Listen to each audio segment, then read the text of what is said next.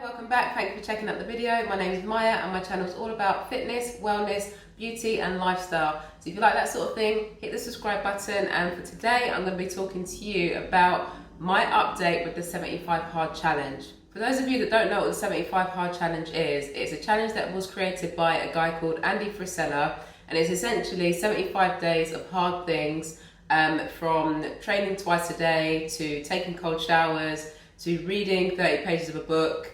It's a really, really good challenge. However, today I'm actually going to be talking to you about why I have decided to quit the 75 Hard Challenge. Now, the reason why I started doing the 75 Hard Challenge was to get a little bit more structure into my life and to also prepare my mindset for what I knew was going to be a pretty challenging year.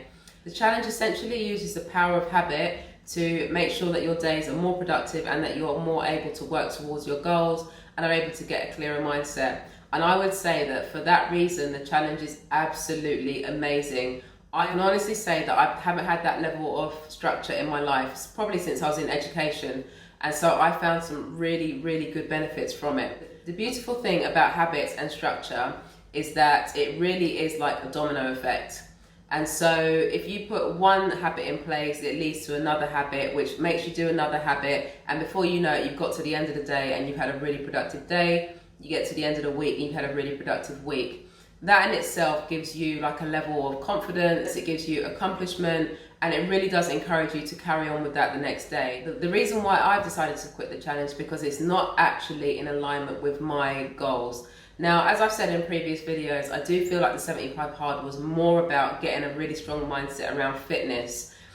And there are some other benefits as well, because it does go into like mental toughness and business development as well. There were certain things about the challenge that weren't fitting with me and actually were going against my sort of like ethos of working with your body rather than against it. Now, absolutely, I do not discredit the challenge whatsoever. I feel like it's really good for somebody that struggles with motivation, somebody that struggles with accountability, and somebody that struggles with sort of like getting a good solid routine into their life. However, I've actually already got a really good fitness regime. I'm also somebody that really thrives on filling up their plate with as much challenges and tasks and projects as possible. So having another reason to put more and more on my plate, it actually felt detrimental to what my long-term goal is, which is to achieve balance. I'm the sort of person that doesn't need to be told that I need to push harder. I'm the person that needs to be told to sit down every now and again. Because in the long term, I'm definitely somebody that leads more towards burnout than somebody that leads towards, under accomplishment. The real challenge for me isn't making my day more productive. It's actually taking some time to chill out, taking some time for myself. What I need is a challenge that actually encourages a little bit more of that than all this other stuff. I'm the sort of person that if I don't tick things off on my list, I will sort of like beat myself up about it. And the thing is, I don't feel like that in myself, but when I talk to other people, they're like, man, like, you're really hard on yourself. And I'm like, yeah. So do I need something that's going to be, making myself be even harder on myself? No, I don't. What I need is something that's going to give me a lot more balance. But it really just depends on the sort of person that you are. If you do sort of like have a tendency to be a little bit more lazy, if you have a tendency to not be able to motivate yourself, then absolutely this is a fantastic challenge for you to do. But if you're somebody that just needs to sit their ass down every now and again, then maybe you don't need to add this sort of thing to your life. But as I said, there have been some really, really good positives about the 75 Hard. Particularly the power of habit. Now, this is something that I've heard about so many times before, but I didn't really appreciate it or implement it into my life. So little things like with the 75 Hard Challenge, as soon as I wake up, I take a progress picture. I might weigh myself, and so the habits start as soon as you get up. So it's very similar to that whole thing of sort of like making your bed as soon as you get up. It's just enforcing those habits, putting those habits in place. So that's definitely something that I will take away from the challenge. However, I'm going to make them a lot more personalized to myself. For example, one of the things that's part of the 75 Hard Challenge, which don't forget, if you miss it on a day, you have to start the challenge again, was cold showers. Now, cold showers are amazing. Honestly, I felt so good. I did about 5, maybe 6 cold showers. And then I got really, really sick.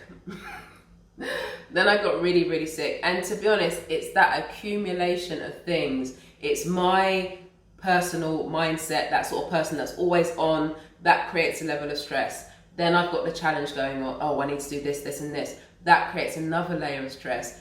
Then I'm taking cold showers, which creates another layer of stress. And we're in a pandemic, more layers of stress. So guess what? I completely crashed and I got really sick, and I was really worried because I thought that I had the coronavirus. Thank God I didn't have it, but I was really, really poorly for a couple of days. And at that point, I just decided that, look, I need to stop pushing myself so hard. I need to stop trying to go when there's nowhere to go. You just need to be able to be present, deal with this situation that's going on, and just be kind to your body while still getting stuff done. So as soon as I was like, right, I can't do the cold showers, I didn't feel like it was fair to have to start the challenge all over again just because I was like unwell. And I thought to myself, well, if you're not going to do it properly, if you're going to skip a week, then you might as well just stop the challenge altogether. I started to not focus on my macros, just eat intuitively. And so that's fine, that's being kind to my body.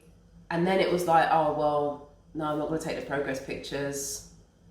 Just the same as the positive domino effect goes one way, as soon as you stop the habits, that domino effect goes back the other way. So I can definitely see how that sort of like more rigid, real sort of like doing your habits every day, it really does sort of like lead to great things going forward. Now, the final reason why I decided to stop doing the 75 hard challenge was because just like diets, I feel like challenges, they have an end date, and you kind of like, you're doing the challenge and like you're marking off the days and you're just sort of like counting down until it's all over, till the torture's over. And it's like, well, what is the actual sort of point in that? Because what's going to happen on day 75? What's going to happen is that you're going to carry on with the habits that you find to be good, and hopefully take some positive bits into your life going forward. And I just thought to myself, do you know what? I'm a quick learner. I can take those things going forward from now. So that's what I decided to do. So now it's just a case of making some habits that are very important to me, that are conducive to my long-term goals, and that bring balance into my life. So obviously they're going to be very different for everybody. I think it's important not to think of things as a challenge or a diet or, anything like that. It's a lifestyle. So what you need to do is like look at things like the 75 hard challenge, cherry pick the parts that are going to be really beneficial for you. So for me, it's the whole habit thing. That is definitely something that's going to be following me going forward. But then taking the parts of, your personal goals and sort of like fusing the two so you can get something that is sustainable for you to follow long term, because at the end of the day, that's what's going to get you the best results. And like anything, like diets, like challenges, the progress isn't linear. I don't think that there are many people that start the 75 hard challenge and go through it from start to finish one time. I think people definitely fall off and have to start it again and start it again. And that is essentially what life is like. So you don't need to label it as any sort of challenge or any sort of diet. Progress isn't linear. Know that sometimes you're going to take 5 steps forward and then sometimes you're going to take 5 steps back. But ultimately, and this is something that I really, really want to push, any sort of women that I work with in any sort of coaching capacity, I always, whether it be fitness, nutrition, wellness, I always talk about being able to tune in and listen to your body and what your body needs. Don't get me wrong, doing the challenge has been really good for me. And even though I did end up, almost burning myself out, I 100%, what it showed me is that I'm not somebody that always recognizes the cues of when I'm about to crash.